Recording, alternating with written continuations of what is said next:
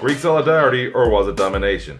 A big win for Bros of Bamberg on the road, and what will Sheska do without Kolasic? It's Sweet 16 on TeamScout and BallinEurope. Tune in. Hello and welcome to the third episode of Sweet 16, an open look on EuroLeague basketball. I'm Moshe from TeamScout, and with me is... Emmet Ryan here from BallinEurope in my bedroom in Dublin, yet again. Emmet, we've got a great show this week. Absolutely. We're going to run down through the big games of last week shortly. Then we've got some serious strategic stuff to look at, both in terms of coaching performances and individual issues. And then, of course, we'll be looking ahead to the week ahead in EuroLeague. So tune into all of that right here on Sweet 16. If you had an open look, one shot, would you swish it, wish it, or go fish it? 4 minutes to get through all the action that just happened in EuroLeague. It's the 4-minute warning. Two teams from Athens, two of them smoked their rivals. One of them is obviously Olympiacos, going at Kazan, finishing the game almost in 30 points. Basically, we've seen Kostas Papanikolaou returning, doing his thing finally after a long time. But yet again, with a great win, there's something to worry about with Daniel Hackett's injury. And that's the biggest story coming out of this game by far, Moshe, because they won handy, but Kazan looked like they were already thinking about the VTB league. And frankly, for Olympiacos, if they didn't win this game and didn't win it well, that would be the bigger question. Instead, they come out, they get the big win, but now it's a question of how long without Hackett. He's a bit of a do-everything guy, so it's a question going forward for sure. I know that they're going to use their the guys that are coming off the bench. I'm guessing, the local talent. The question is, with what Daniel Hackett was providing on the defensive end, what will happen? Absolutely. Whereas for Panathinaikos, their big win, of course, last week, much more impressive because, again, it was a case of a team which probably is a little bit less focused, or not less focused on making the playoffs, but less confident making the playoffs than Galatasaray, but certainly a team which thinks it can make it. And like with so many games this past week, it was just the better team won, and won so comfortably. For me, the thing that stood out the most was their assist to turnover ratio. They had 15 assists, they had 18 turnovers, and at the end of the day, with that statistic, they managed to pull out a great win. And it is what it is at the end of the day. Yeah, and it tells you more about what Gala are right now, and that Panathinaikos can play so poorly and still win pretty comfortably, it's got to be said. And I suppose one of the upsides of last week really was in Istanbul as well, though, Efes and Barcelona, where controversial finish to a degree, but in terms of the overall battle, definitely good to see these two sides both showing improvement. I know there's still big questions around Barcelona, but Efes, for I think the first time in 3 seasons, including the last one they made it to the playoffs, looking like a side which actually is comfortable with its roster on the floor and can contend. Personally for me, it seemed as if Barcelona managed to lose the game. Efes kind of more stolen the game in a way. It was extremely evident Barcelona was playing without Stratos Peperoglou, and maybe with another player that could have knocked down a few more shots that could have made a difference. Yeah, for sure. And probably that was one of the 2 best games of the week, although probably one of the most impressive performances of the week was Baskonia's at home over Darussafaka, because Dachka, who were known as a team who aren't really afraid to go on the road because they haven't got a home advantage in truth, so they'll happily go into any barn and get scared out of it. Baskonia just lit them up. I mean, David Blatt's side, I only saw second half of this game, but I saw them just before halftime, and you could see the look in Blatt's face of utter disgust. Last week, we talked about Baskonia, we talked about Darussafaka, and you, both of us had our intakes. I said for me it's going to be more the matchup of Will Clyburn and Adam Hanga, and Adam Hanga just killed it that game. He did whatever he wanted to do, whether it was the rebounds, the defensive stops, or just the offensive end. Clyburn didn't have that much of a game. He didn't, and it's looking like it's going to be a longer road for Dachka. 16 teams, gonna be sweet. Sweet 16. The coach's playbook, where we look at the strategies that worked and that need to work in the coming weeks in EuroLeague. Andrea Trinchieri, the Italian wizard coaching the German team, doing pretty much whatever he wanted during the game in Tel Aviv. It wasn't just the strategies, it was the way his team looked. It was the execution to perfection of the set offense that was simply remarkable. One of the things that we've managed to, trace down especially for you, is their strategy to attack the power forward position of Maccabi with Nicolo Melli.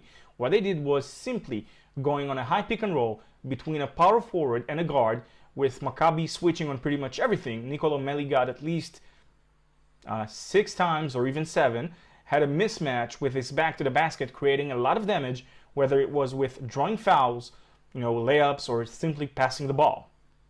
And now a moment about a coach who is getting a bit of buzz, but not as much as I think he's going to be getting come the end of the season. Sarunas Jaškovičius of Zalgiris Kaunas.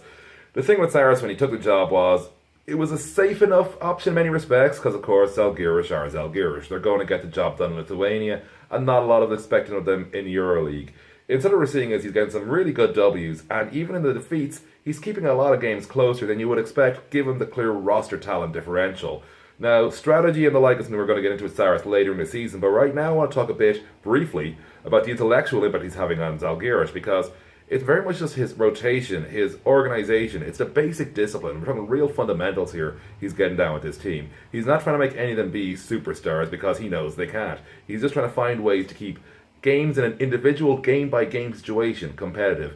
It's very basic, it's very simple, but it's doing massive benefits to his stock as a coach come the end of the year, and who knows where he might land, because he's going to be in the running for any big EuroLeague job after this current performance with Zalgiris Kaunas. Sweet 16, an open look on EuroLeague basketball. Covering 16 EuroLeague teams. Gonna be sweet.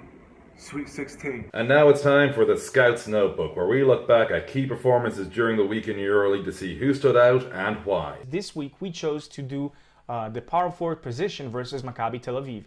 In 67 minutes of last 2 games, both Derek Brown and Nicolo Melli managed to put up 49 points, 26 rebounds. That is just too much. In the meantime, Maccabi has on their bench the 2008 8th draft pick. Yup, that's right, that's Joe Alexander, who needs to get more minutes, especially as a power forward. That's where he belongs, that's where he needs to play. And again, he needs more playing time, because as of now, with 49 points and 26 rebounds, yes, that's the second time we've said that. And you know why? Because it is that important. You cannot get that many points and let one position be so dominant.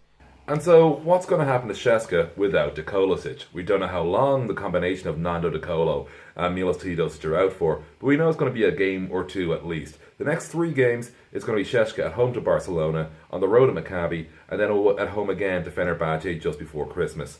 And it's interesting because, obviously, you're talking in Dekolosic, the best backcourt tandem in Europe, no debate here. If you do want to debate, find it in the comments section, I don't really care. So it's all about Aaron Jackson, Vitaly Fridzon, and Dimitri Kulagin.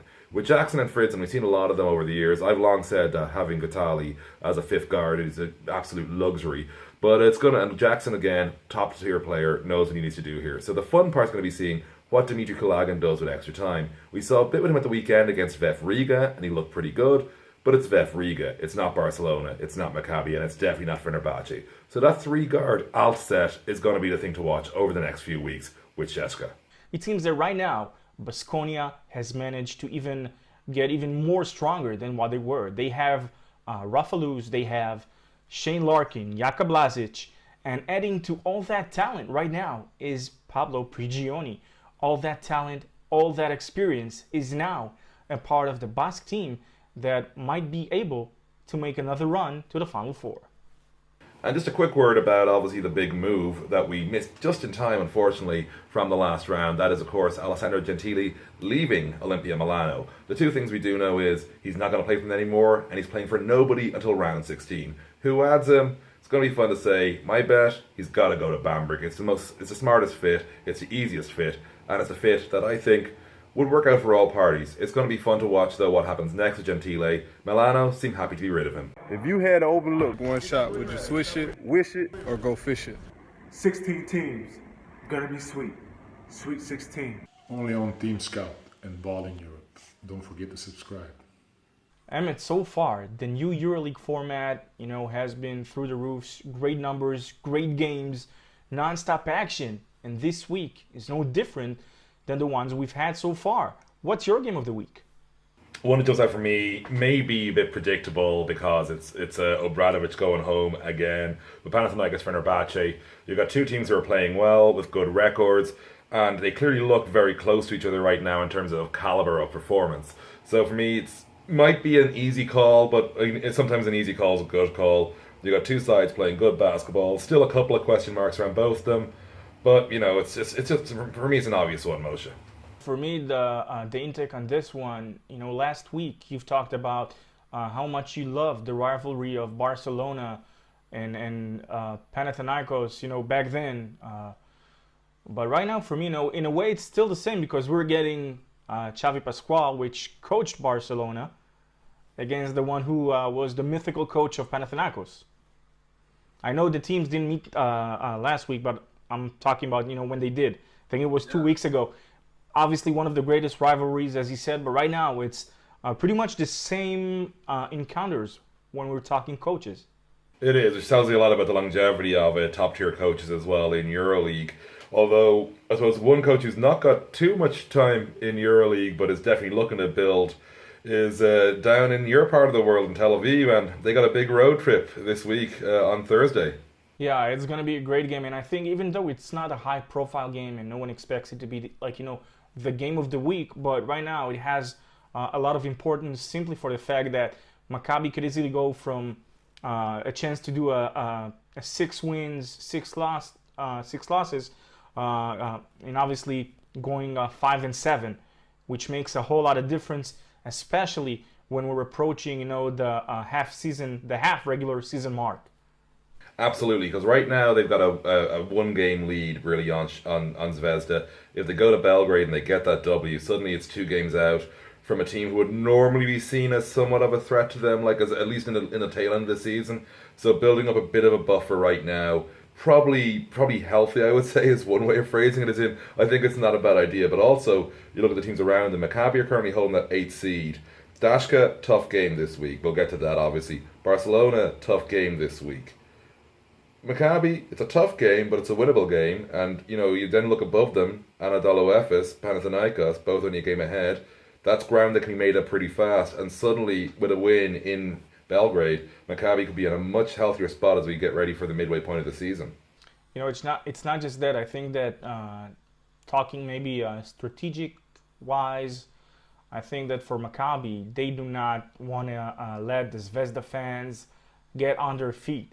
The more they control the game, the better chances they have going all the way. And obviously, I'm not talking tactical boards right now because, there's like 40 minutes of basketball to be played or more.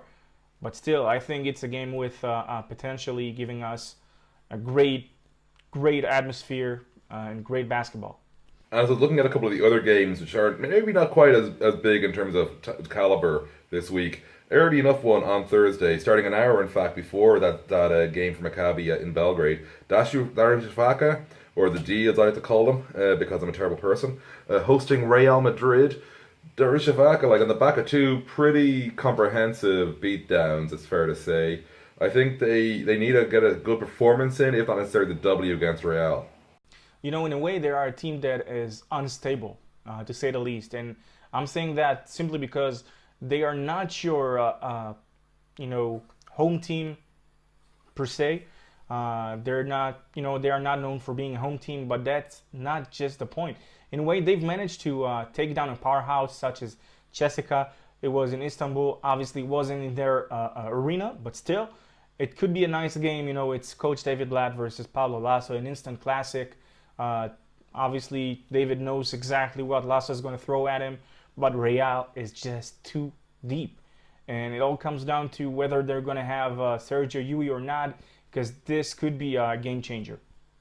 And the last game we really want to talk about, because we'll just get in trouble if we don't bring up this particular clash, is CSKA Moscow hosting FC Barcelona. We've gone over the guard issues at CSKA obviously earlier in the show. Barcelona looking a bit steadier in that side. I'm still going with a home win here. I don't think Barca are good enough to beat even a narrowed down CSKA side, especially with the return of Joel Freeland, which I know our British viewers will be delighted to see. How do you see this one going between Barca with a big trip to Moscow? First, I think it's like the handicapped game of the season because Barcelona with so many injuries on the one hand. On the other hand, we're getting Cheska without their 1-2 punch probably. So that, simply for that game becomes a whole lot interesting, a whole lot more. And just seeing Aaron Jackson versus Tyrese Rice, or whether it's Renfro versus Kulagin, either way, vice versa, it doesn't matter. This game is one for the ages. And, these two teams have always, gave us great performances. The last one, the biggest one was obviously with, for me, Dolman knocking down the last 5 points, I think it was, last year, grabbing the W at the Palau Balagrena. I don't know, it's a great game in the making, and, I cannot wait for that game to begin. And that being said, one more sentence. I know that we talked about last week. We said that Dhaka Baskonia, this is obviously one of the best playoff series we can ask for. After what happened last week, I'm not that sure again, to be honest. And that pretty much is it for Sweet 16 this week. So I suppose that leaves us just to let you know where you can find us. So Moshe, tell them all about TeamScout and where they can find everything to do with TeamScout. Well, you can find us as always on I Am TeamScout on Twitter, just like Moses B1 on Twitter. Our website, teamscout.net, our Facebook page, TeamScout, and Emmet, where they can find you. Well, BallinEurope.com, where we've got a bit of analysis, of course, on the Gentile thing from last week. And online, Twitter, BIE_basketball, Facebook, it's facebook.com/BallinEurope. And, as always, we want to hear back from you guys, so tweet at Moshe, tweet at me, leave comments in the YouTube video, wherever you're listening to this, find a way to reach out to us, carrier pigeon, whatever. Until then, though, it's signing off from me here in Dublin. And from me in Tel Aviv. So thank you, Emmet, and obviously we're looking forward to this EuroLeague game, EuroLeague games that we're going to have this week. Thanks for listening. Don't forget to subscribe. Until the next time, just remember, every day is a EuroLeague day. Sweet 16, an open look on EuroLeague basketball. Covering 16. EuroLeague teams. Gonna be sweet. Sweet 16. Only on TeamScout and BallinEurope. Stay tuned. Don't forget to subscribe.